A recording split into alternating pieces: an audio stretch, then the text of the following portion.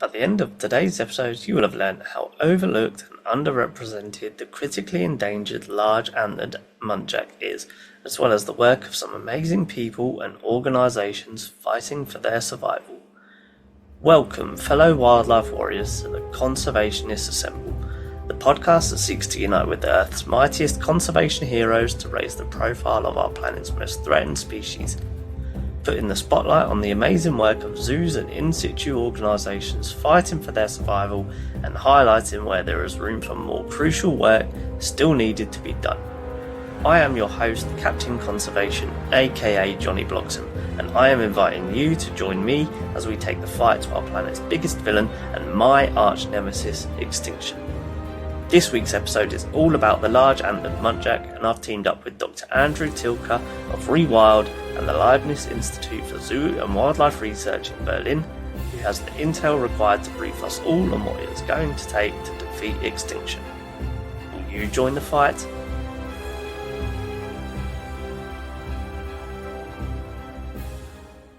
Andrew, thank you for joining us on the podcast today. How's it going? I'm doing well, thanks.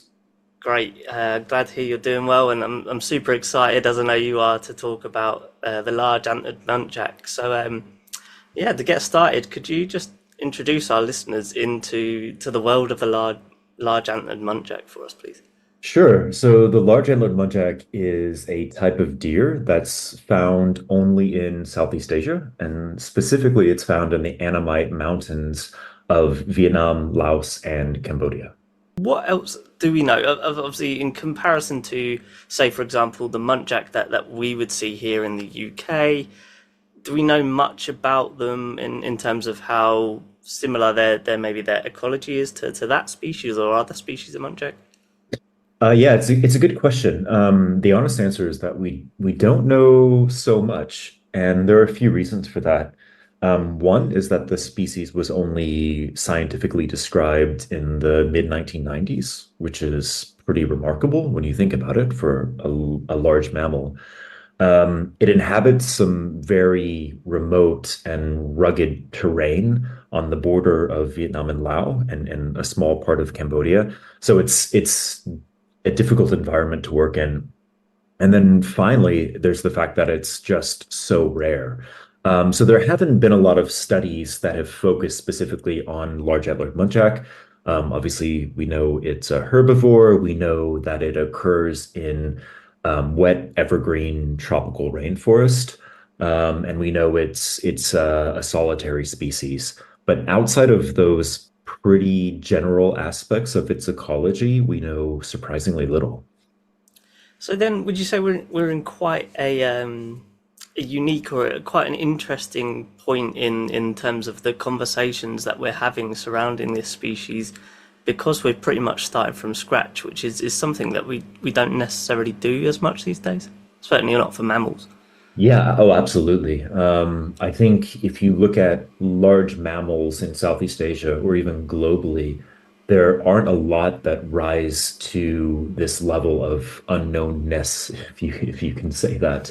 So there's a lot to find out about the species, about its ecology, about its behavior. It's really a blank slate. The challenge, of course, is protecting the species so that we have the opportunity to learn these interesting aspects of its ecology. How, for a species that we've very recently discovered, essentially, how's it got to the point of being as rare as it is, whilst seemingly being under the radar?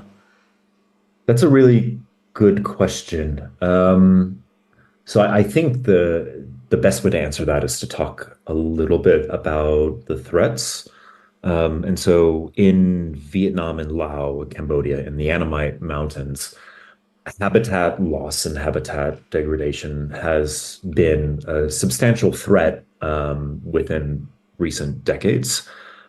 Most of this region has lost a large proportion of its primary forest cover.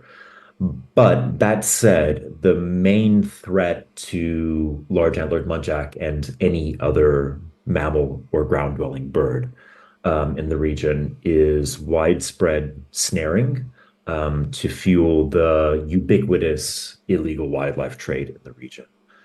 So I'm not sure how much you know about snaring or the snaring crisis, but essentially, because there's such a heavy demand for wild meat in the commercial bushmeat trade in Vietnam, Laos, and Cambodia, there are quite literally millions of snares in the protected areas of this region. A colleague of mine estimated that there are probably on the order of 12 million snares in the protected areas of Vietnam, Laos, and Cambodia alone, and that's likely an extreme underestimate. And so when you have that level of snaring pressure in the forests of the Annamites, it's not surprising that many forests are depleted of wildlife, and indeed some forests are almost completely empty. Now, that is a shame for wildlife species in the region, but it's a conservation tragedy for species that only occur in the Annamites.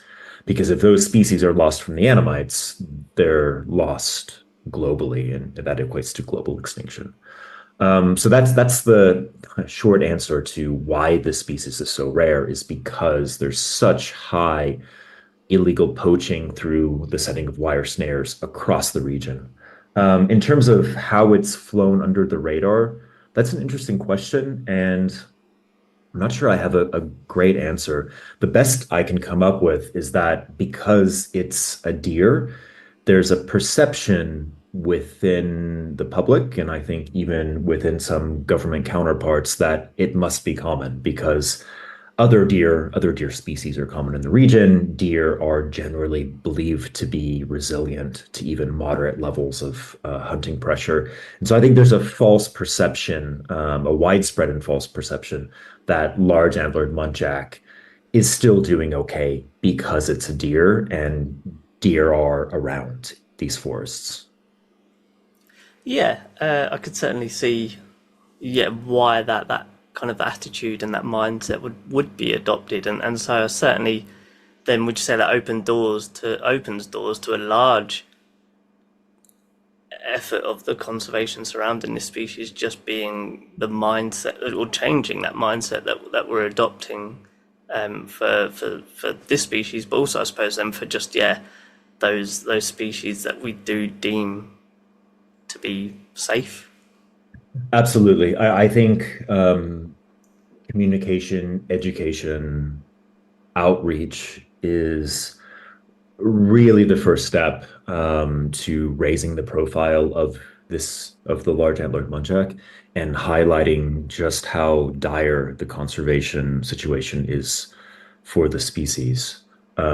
Because we have so little time, I think, to save the species, we have to do many things in parallel, but certainly engaging stakeholders to just make people aware of the situation is one of the first steps that we need to take. And my colleagues and I are having those conversations. They need to happen faster and they need to happen at higher levels of government. But we are trying to change that mindset within the conservation communities and with government stakeholders in the range states. And actually, yeah, just taking it back to what you mentioned earlier about how your colleagues estimated, millions of snares within protected areas. As obviously it's great that those protected areas exist, despite the fact that people are still going in and setting up snares.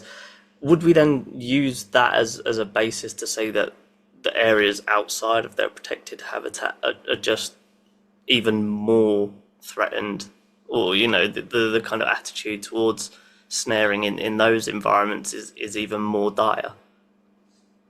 Probably so.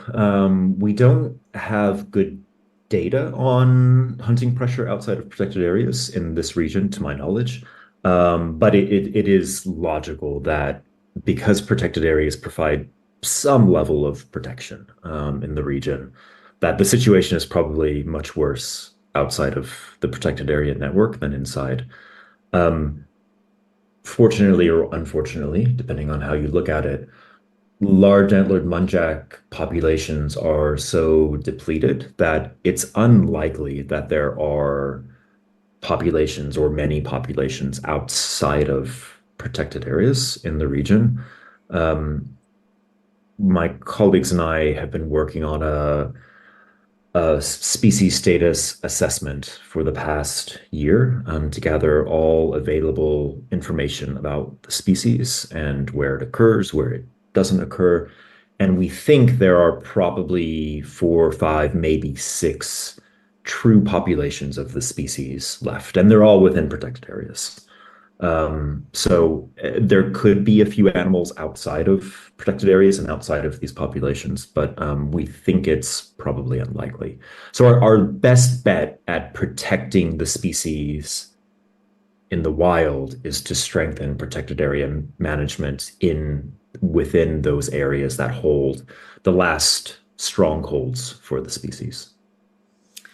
Yeah, certainly. And so then I suppose because we don't know much about this species, there's a lot of stuff that is probably going to, hopefully come out in certainly near future via research and conservation action. So I suppose it's really now time to highlight, as much as we'd love to talk about the species in a lot more detail, to highlight the organisations that are on the front lines doing that research and doing that work. So yeah, Andrew, could you please just give us an insight into some of the organisations that exist for the conservation of the large-antlered muntjac? Absolutely. Well, I should mention that the organizations that I work with are, of course, actively engaged in the conservation of the large-antlered muntjac. I work for an organization called Rewild, which is a conservation NGO that's based in America but works globally. And in that role, I we support local partners in conservation of what we call underfrogs, which just means overlooked species that haven't been subject to high levels of conservation investment by other stakeholders. And so the large antlered muntjac really fits this perfectly, right? Because it is a species that's on the brink of extinction, and which isn't getting much conservation support, or at least not as much conservation support as is needed to prevent its extinction. So my organization, Rewild, of course, is engaged in helping to protect the species. I also have a part-time position at a research institute in Berlin called the Leibniz Institute for Zoo and Wildlife Research. And in that role, we focus more on kind of the science biodiversity monitoring side of things in the Annamides. And that includes searching for additional populations of large-antlered muntjac, monitoring existing populations using rigorous approaches so that we can provide stakeholders with the best science possible to guide evidence-based conservation decisions. Sorry, I know this is a long answer, but I want to highlight that outside of the organizations I work with, the main work that's being done to protect the species are by stakeholders in the range countries. So conservation organizations and government stakeholders working in Vietnam, Laos, and Cambodia. There are an especially great group of local NGOs in these countries that are on the front lines of protecting large-antlered muntjac and many other species. Organizations like Association Anulac and Green Viet that are driving conservation for large-antlered muntjac in these last strongholds. And so my role, as I see it, is as someone who supports these local NGOs and local government stakeholders who are really doing the hard work of trying to protect this species. Well, it's fantastic that you've, yeah, certainly highlighted those other organisations that are, as present, if not a little bit more so, in large antlered muntjac conservation. So speaking of your role, because you are also the EEP coordinator for the large antlered muntjac, so just talk us through how that works. As to if correct me if I'm wrong, by all means, there are no large antlered muntjac that we know of in ex situ populations. It's a good question. And you're right, there are no large-antlered muntjac that we know of in ex situ populations anywhere in the world. So I am leading the EEP for large-antlered muntjac, and this is a bit of an experiment, to be honest. Usually EEP coordinators help manage collections of animals that are in existing ex situ facilities in Europe. Um, the fact that that I'm leading an EEP for large-antlered muntjac is really an experiment to try to get additional support from the zoo community to protect the species in the range states. And so it's more of a mechanism to engage zoos to raise the profile of large-antlered muntjac within those communities and hopefully garner support to promote conservation for the species, both financial support or in-kind technical support, whatever is needed in the larger large-antlered muntjac conservation context. Fantastic. Yeah, it certainly sounds um, like a key element, and yeah, I think it is something that the zoo should be doing more of, even if they're not necessarily housing them.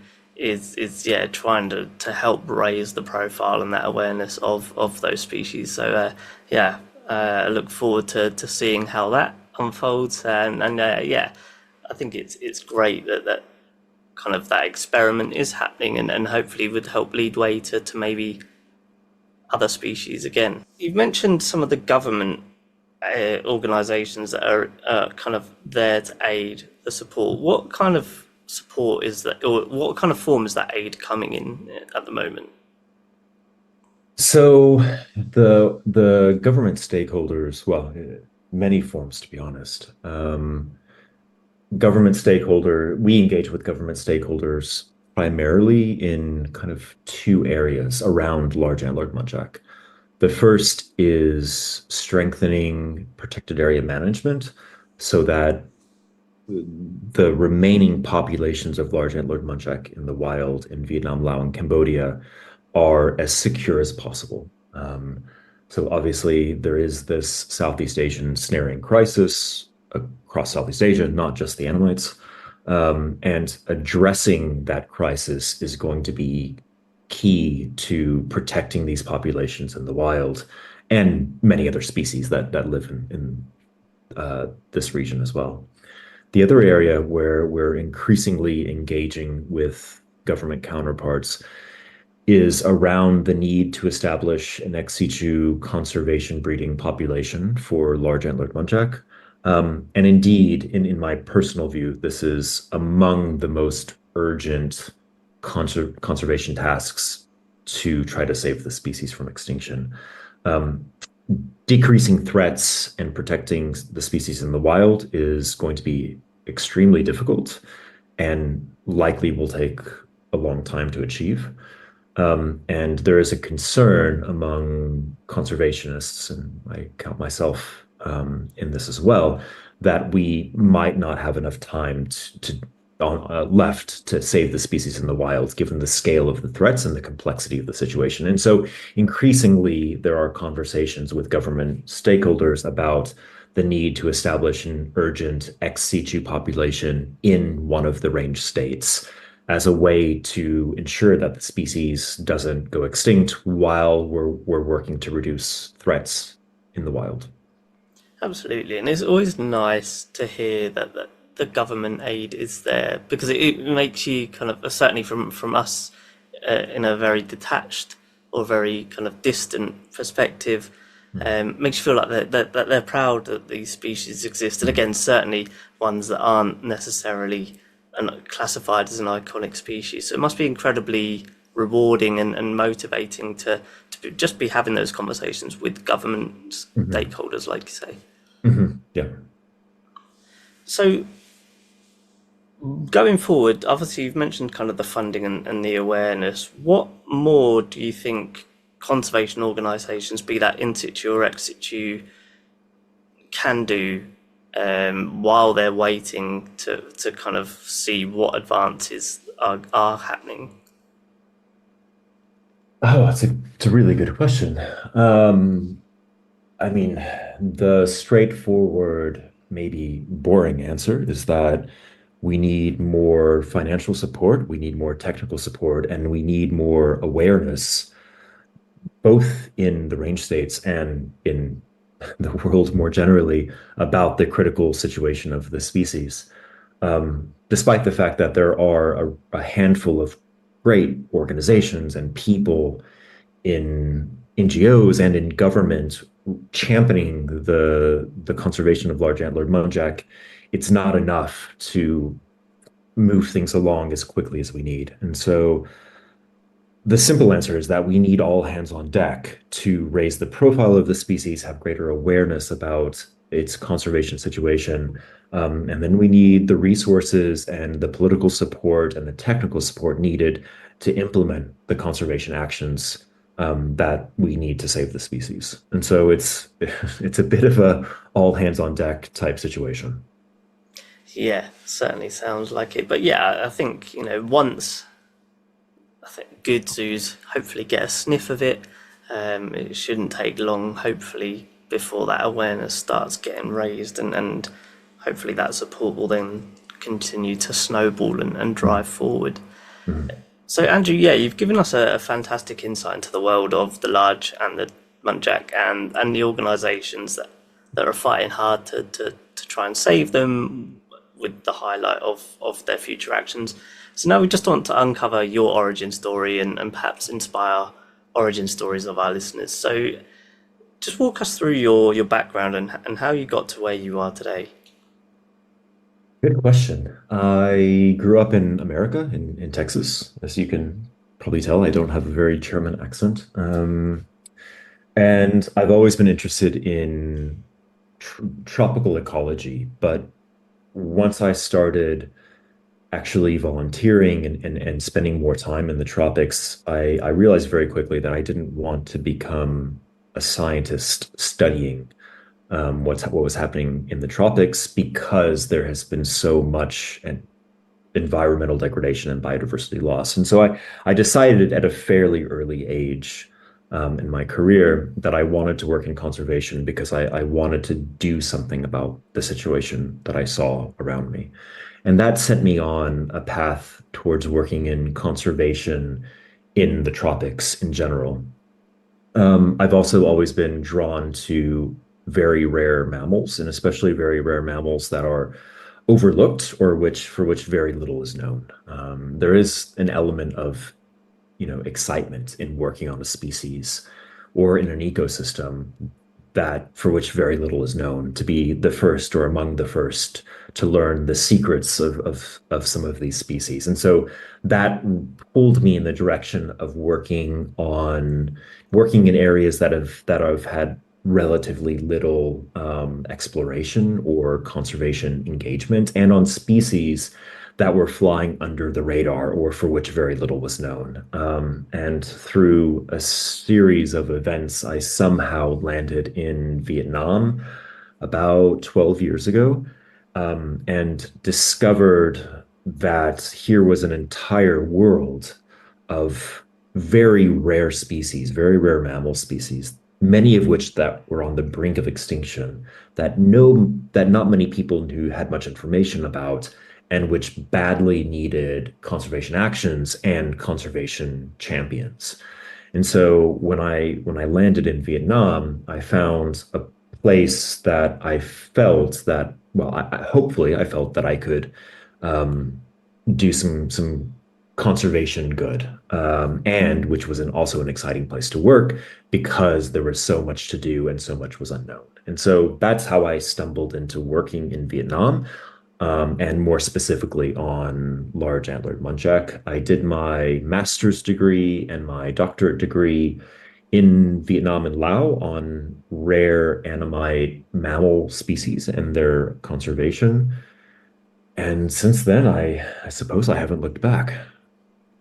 Yeah, so yeah, let's dive deeper into that. What first surprised you perhaps when you first maybe you got into the Annamite region and you started seeing some of these mammals that perhaps weren't necessarily that well described? Hmm. I think the first thing that surprised me was the level of threat and the fact that many of the forest ecosystems, including in some well-known, long-established national parks, were essentially empty of wildlife because historical and current snaring pressure was so high. And there was a disconnect with many of the stakeholders that I spoke with in the general public or in conservation NGOs or in the government about how bad the situation was. And so that really set off alarm bells in my head, because if so many forests were so empty, it indicated to me that the situation for many of these Annamite endemic species, including the large-antlered muntjac, could be much worse than many people realized. And so that was the first one of my first insights, depressing as it was. But after that, I also realized how much support and how much potential there was for working with local stakeholders to save these species from extinction and hopefully reverse declines and have thriving populations in the wild in the future. I've had the pleasure of working with some absolutely amazing organizations and people in both Vietnam and Laos who are committed to species conservation and committed in a way because these species are such integral parts of their own natural heritage for these countries. And so to me, it was a bit of a double-edged sword. Yes, the threats are extremely high and the situation is fairly dire for many of these species, including large-antlered muntjac, and yet there is a foundation of support with some excellent people working to reverse the situation, and that gives me sign for hope, and it still does. Great, yeah, it's certainly always nice to keep reflecting on what gives you motivation and use that motivation to not only enhance your own output, but yeah, to have those conversations with other people and to be like, oh, look, this is why we should be doing what we're Mhm. doing. So, is Yeah. there one lesson that you say that your role has taught you? Ooh, that's a very good question. Don't give up hope. I've, working on extremely rare species that are truly on the brink of extinction is hard work and it can be very depressing work, to be blunt. And yet, as I reflect back on my conservation career and think about all of the amazing networks that I've been able to be a part of, and the people that I've worked with, it's that yes, the threats are high, the challenges are immense, but you're not alone in this fight, of course. And the fact that there are so many other good people working towards protecting biodiversity, it gives me sign for it gives me reasons for hope. And so whenever I'm facing an especially challenging day or week or issue in working on these very rare species, I often try to reflect back on the other people who are there to support you in the same way that I'm there to support them, and how things are never as dire as they seem, and that there's always cause to be hopeful that we can save these species and that we can actually have thriving populations in the future. Yeah, and on that note of kind of the people that have been alongside you throughout your career, have you had any influences or mentors or kind of what was some of the best advice you received gearing up for a conservation career? Yeah, I've been privileged to have several really great mentors. my colleague at Rewild, Barney Long, first got me to Vietnam and really helped me become established there, and continues to mentor me to this day on conservation in the region, including on large-antlered muntjac. And I've also been privileged enough to, I think I can say this, to be mentors for young conservation scientists from the region who hold the future of large-antlered muntjac and many other species in their hands, and which I think have the potential to not only save these species from extinction, but as I said earlier, to actually make sure that they fulfill their role in these ecosystems as thriving populations. And so I've seen both sides of it. I've benefited from mentoring, and I've also provided insight to people who are just getting started in their conservation career.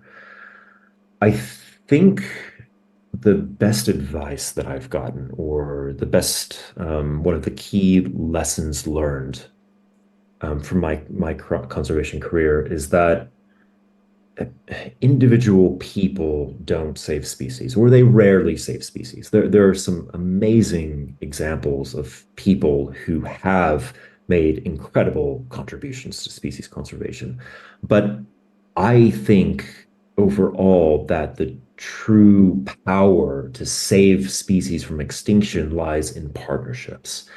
And so wherever I work, I try to invest as much as possible in partnerships, because with collaborative efforts, with many people working towards a shared vision, I think you can have exponentially greater effect on conservation goals than you could with from any one person going it alone. And so it's the value of conservative partnerships and collaboration, I think, that is really stuck with me as I look back on the work that I've done, and which I would encourage other people starting out in conservation to think about as they think through how they want to have their mark, or how they want to have their impact on threatened species.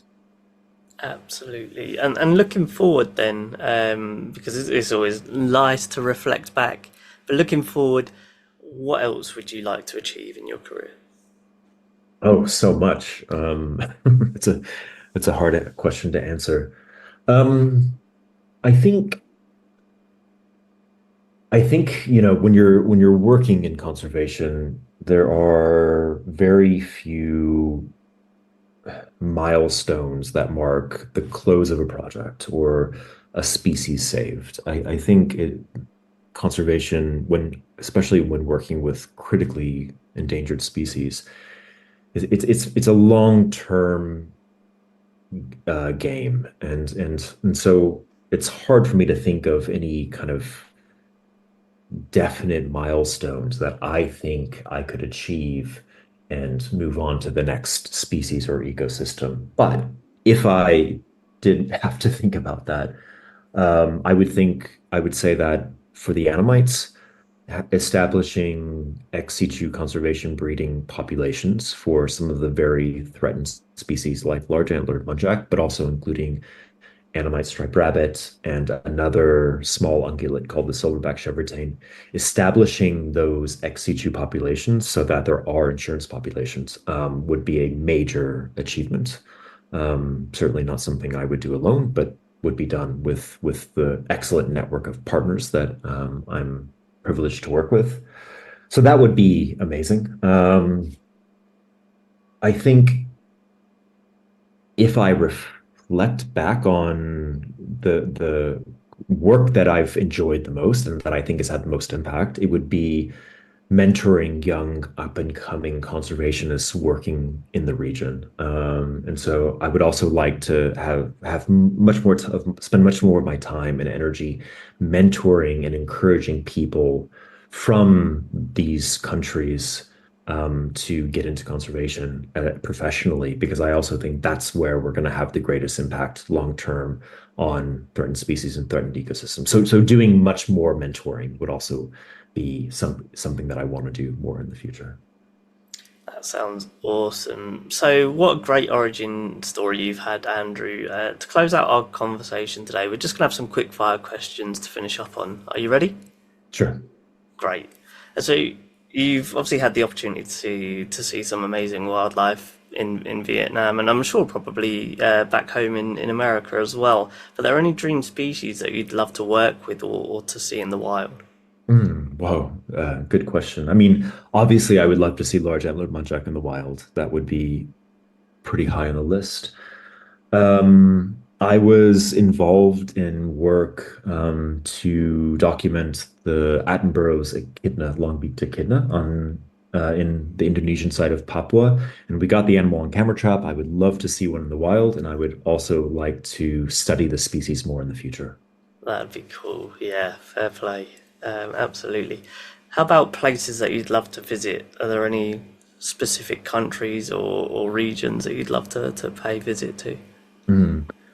I've never been to Africa actually, so I would like to go to Africa, of course, to see the great, the great diversity of game. But specifically, I would like to go to Ethiopia. It's a country in a region that's always held a fascination for me. Yeah, also I've also never been to Africa. It kind of feels blasphemous as someone that works with exotic wildlife, isn't it, to say that Yeah. you've never been to Africa? But yeah, hopefully one day we'll both get out there. Mhm. If you could be an animal, what would you be and why? It's a hard one. I think I would say a mountain tapir because who would not want to be a chocolate covered furry tapir? Yeah, definitely. They've got this, well, aside from the threats, quite an idyllic lifestyle, isn't it? Hmm. Just wandering through the rainforest. Hmm. Yeah, fantastic answer. After a day fighting extinction, how do you unwind? Either going out with friends and having a drink or playing with my dog, who is, yeah, like a member of the family. Fantastic. Okay, just a couple last questions then. How can listeners follow your work and the work of Rewild or the Leibniz Institute for Zoo and Wildlife Research? Yep, best ways to look us up online, www.rewild.org. And for the Leibniz Institute for Zoo and Wildlife Research, it's a long name. I can't remember the website off the top of my head, but Google it and you'll find us.